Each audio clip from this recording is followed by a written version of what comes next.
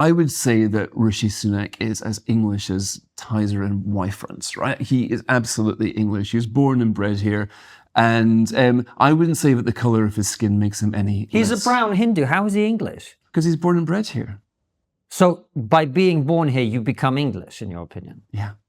It depends if you think English has got an ethnic undertone. Now, Yeah, of course it does. Well, I disagree. You know, for the longest time, we've been told that any person of any background can show up on the shores of any European nation, like Ireland, get a piece of paper that says they can stay here, and all of a sudden they're just as Irish as someone whose entire family lineage dates back to this small island. And it's a mortal sin of unforgivable bigotry to suggest otherwise. We are told that because we all haven't lived in total isolation for our entire history, that we as an identifiable people don't exist. That when the country ceases to be visually the same as it was at some point, there is a level when it ceases to be that country. Well, the countries always change. You had the Gael, the Pict, the Saxon, the Dane. I mean... We are then told that even if you are a cohesive, homogenous group with a unique history and a traceable lineage, well, that doesn't matter because it's not about identity or ethnicity. It's all about culture. And a culture, of course, is just a set of ideas that can be adopted by anyone. And that's what people have to realize, that America's just a placeholder for timeless ideas. And if you fall too in love with, the specific place and all this, that's not what it is. New citizen from Armenia, Cambodia, Bolivia, or Nigeria is considered every bit as American as the great-great-granddaughter of a Civil War veteran. They share values and history. It's hard to imagine a more unifying idea. And if you disagree with this, then even some right-wing voices will have you cast out of polite society. But it isn't true. Places are shaped by people, and if you change the people, you change the place. So let's look at how that change happens and why identity matters. A nation's culture isn't just a random set of ideas and practices randomly dropped down from on high that anyone anywhere will just pick up and adopt.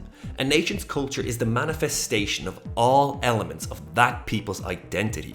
Their morals, their religion, their language, their history, their geography, their customs, their diet, their ethnicity, their race, and countless other elements, all forged together through thousands of years of coexistence. There's no magic soil that determines what an area's culture is. It's created by people.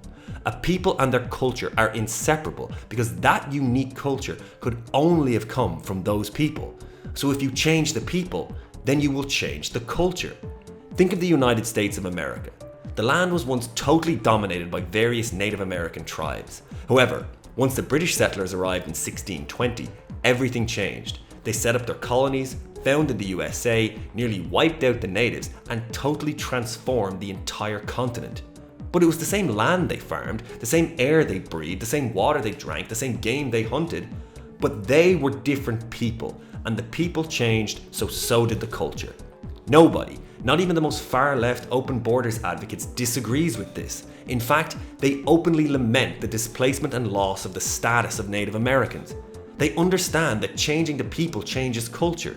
You also see this when they openly celebrate the browning of America and brag about how this will transform American politics, because they know changing demographics brings a change in values and in culture. We're really only elected based on a litmus test to stop the tide of diversity in the country, the browning of America. There are Republicans who are concerned about progressive voting patterns that Democrats brag about. They brag about this. The so-called browning of America, which is something I've said I don't care about. And I think you're afraid of 2044. In 2044, non-Hispanic whites will become a minority, and you don't want that. But if you have the utter temerity to suggest that this isn't a good thing and want to resist your culture being transformed, you're labelled every sort of ist or phobe they can come up with. Another example is, imagine you could magically swap the people of Ireland and the people of Japan. Would the Japanese all of a sudden start drinking Guinness, becoming Catholic, playing GAA, speaking the Irish language, reading Irish literature and listening to Irish music? And would the Irish all of a sudden start sumo wrestling, eating sushi, speaking Japanese, wearing kimonos, create functional public transport and become a much quieter, more mannerly and reserved people? Of course not, because people shape culture, not places. And if you change the people, then inevitably you are going to change the culture.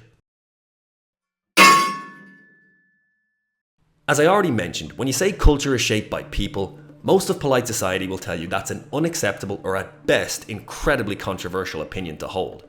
But even the biggest advocates of mass immigration agree with me that changing a people changes a culture. They just tell you to be happy about it and call it multiculturalism. They frame multiculturalism as if it's some unquestionable positive every single Western nation should not just accept, but celebrate. However, they're never honest about what the actual impact of multiculturalism is. So let's break it down to its simplest form. If you have a country like the Republic of Ireland that for the last century has been essentially a monocultural country, so it's 100% Irish culture.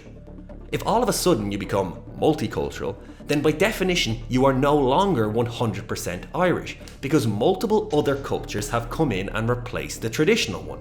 By definition, the more multicultural you become, the less Irish you become. On top of this, mainstream voices in media, politics and academia are constantly waxing lyrical about the joys of multicultural modern Ireland. When they ask you to celebrate diversity and multiculturalism, they're asking you to actively celebrate the dilution of your own identity and replacement of your ancient culture. Ireland is right now 20% foreign born, and that number is only set to increase. At what point will we be diverse enough? At what point will we be allowed to say we want our country to remain the place our ancestors built through generations of hardship, suffering and oppression? At 30% foreign, 50% foreign, when we are a minority and our capital city becomes some unidentifiable, identityless copy-paste multicultural economic zone and all sense of social cohesion is gone? Will we then be diverse enough and be permitted to speak? Multiculturalism is being promoted all over the Western world, and it's causing the slow death of countless unique and valuable cultures. It's just another word for conformity. It's the new way of saying conformity, diversity. You don't see anything diverse anywhere. No. It's all conformity. It's having the opposite effect, in fact, isn't It is, because when people talk about diversity, they don't think about the great things that we don't have in common. Mm-hmm. And those things are ignored. And they always made countries very interesting, because you could travel to Germany, you could see the most incredible culture. You go to Italy, you see the most incredible culture. Now they just want everything to be the same. Yeah. So diversity means conformity. It doesn't mean avant-garde or let's make really interesting, strange art. It means box everybody. Yeah. Diversity, I think, is It's a dying, dreadful word. Pin it to anything and that situation is finished. Multiculturalism was sold to us on the fantasy that people could just show up on your shores from all four corners of the world, and within one generation they'd be just like you, and any difference would be literally skin deep.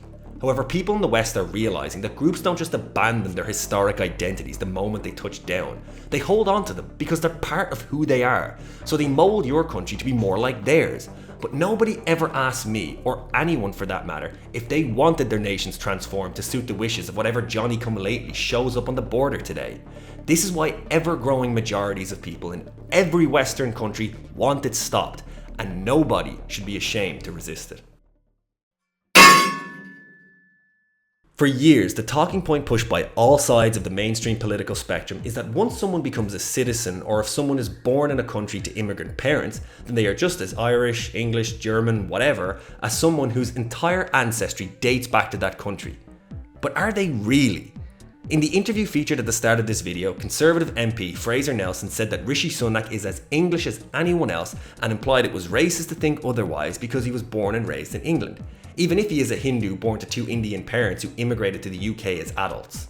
Well, if this is true and Sunak is 100% English, then why were masses of Indians in India celebrating him becoming Prime Minister? Maybe it's because despite the fact he's a British citizen, he is 100% ethnically Indian, and religiously he's a Hindu, and thus he is still one of their people whom they have a blood connection to that they see as being far deeper and more substantial than any citizenship document.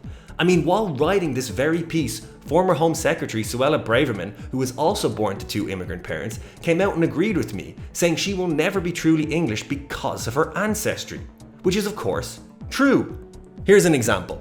Person 1 is an Irish person whose ancestry is Irish as far back as they can date, and person 2 is born in Ireland to two Nigerian parents who moved as adults.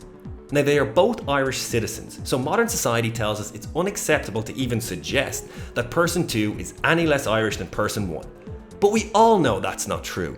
Person 1 is 100% ethnically and culturally Irish, Person 2 is ethnically Nigerian, will be raised in a Nigerian house by Nigerian people, taught Nigerian culture, eating Nigerian food, and visiting Nigerian relatives.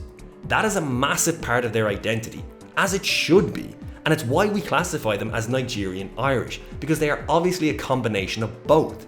To suggest that they are just as Irish as person 1, who is 100% Irish, while also having this huge other element to their identity, is absurd and borders on suggesting that immigrants are superior because they are of course just as Irish as us, but they also have this extra part of them too, which we non-diverse people sadly lack.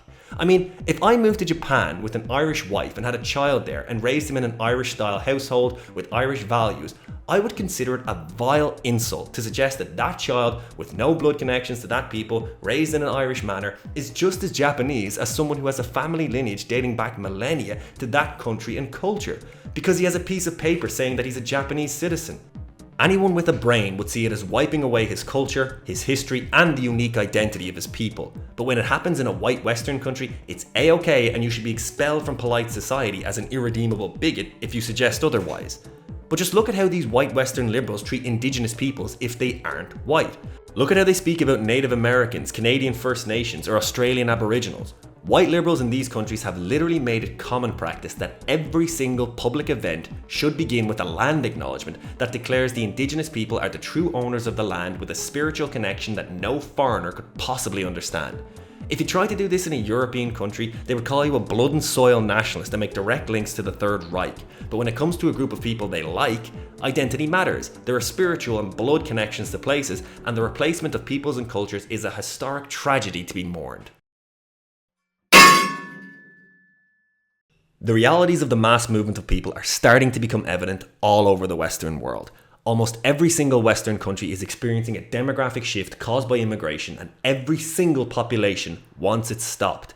More and more people are waking up to the fact that this idea of the integrated multicultural utopia they've been selling us is a myth. People shape places, and if you change people, you change places. How else can you explain that all over major Western cities you have Chinatowns, Little Indias, Polish quarters, Jewish regions, or Arabic sectors? Every country now has a growing ethnic enclave of whatever group travels to your country in significant numbers. These people may come to your country, but they maintain their identity, their culture, and they set up near their own people. This may be desirable for them, but no population of any Western nation was ever asked if this is what they wanted. We were never asked if we wanted our cities, the crown jewels of our historic nations, transformed to suit the identity and culture of whomever happens to show up in large numbers that day. We see our own people, our cultures, be transformed into something alien before our very eyes, and not only are we told we're bad people if we oppose it, we're told to celebrate our diversity and multiculturalism. People often throw the charge of bigotry at anyone who opposes mass migration, but that's just not the case. For example, if 1 million Finnish people moved to Ireland, by most metrics they would improve the country. They would earn more money, pay more tax, and probably commit less crime than the native population. But I still wouldn't want that, not because I have an irrational hatred of the Finns, but because they would transform the culture of my country into something different. Not superior or inferior, just different. If I want to experience a different culture, like Indian culture, I can go to India. If I want to experience Chinese culture, I can go to China. For Saudi culture, I can go there. For Nigerian culture, I can visit Nigeria. If I or anyone else wants to experience a genuine Irish culture because of mass immigration, the places you can do that is an ever-shrinking geography, and it will soon vanish if things don't change. The same goes for the culture of England, Scotland, Germany, France, America, Belgium, Sweden, and pretty much every Western country. The culture of elation isn't just a random set of practices that occurred by chance. It's the summation of centuries, sometimes millennia, of a shared history, shared language, shared faith, shared geography, and the shared experience of a shared people. And if those people are replaced, then the culture and identity of your country will be replaced too.